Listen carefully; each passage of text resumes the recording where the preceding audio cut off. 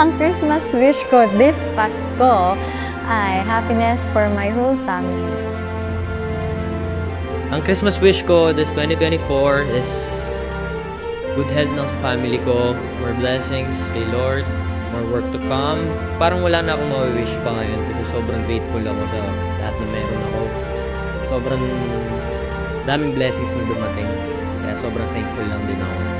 Ang wish ko po this 2024 for Christmas is for all of us na maging happy. Ang wish ko for the holidays of 2024 is sana ma-spend ko this holiday with my family, my mom, my dad, my brother, and my ate. But it won't be possible, so I just wish for a holiday na full of love and joy. Not just for me, but for everyone. My Christmas wish list for 2024 this year is gusto ko magpakain sa isang orphanage or like a home for the aged. Kasi I just really want to connect with people and I want to give thanks. Parang I want to be a blessing to people around me. And I think that's my wish list for this year, but I don't think magagawa ko this year kasi it's busy and it's Christmas season. Tsaka walang available na dates. So, next year na lang. Ano ang iyong Christmas wish?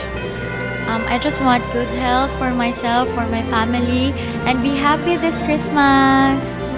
My 2024 Christmas wish list is as follows. If we're talking materialistic, I want a Honda CB650. Gusto ko ng air purifier. Besides that, I'd also like more journal notebooks, more white socks, black leather shoes or black loafers,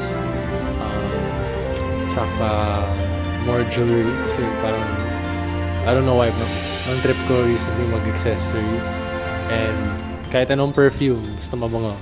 Ang wish ko this holidays 2024 is makasama ko yung mga mahal ko sa buhay and lalo na yung lola ko na sana gumaling na siya kasi ito yung wish niya sa akin and na mapanood niya ako sa TV soon. Kaya, yun ang pinaka-isa kong wish. And also, a good health. Good health to everyone. And maabot ko yung mga pangarap ko sa buhay. May bigay ko lahat ng gusto ng parents ko.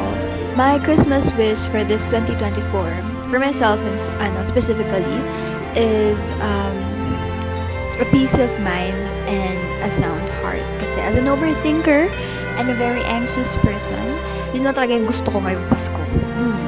Kung tumigil yung utak ko, yeah. My Christmas wish for everyone else is world peace kasi, there's war going on right now. A lot of people are homeless for Christmas. Which brings me to my next Christmas wish for everyone is yung makapag-Noche Buena kasama yung buong pamilya. Sana makapag-Noche Buena kayo with your whole family, with a hearty meal, and just a nice spread of food.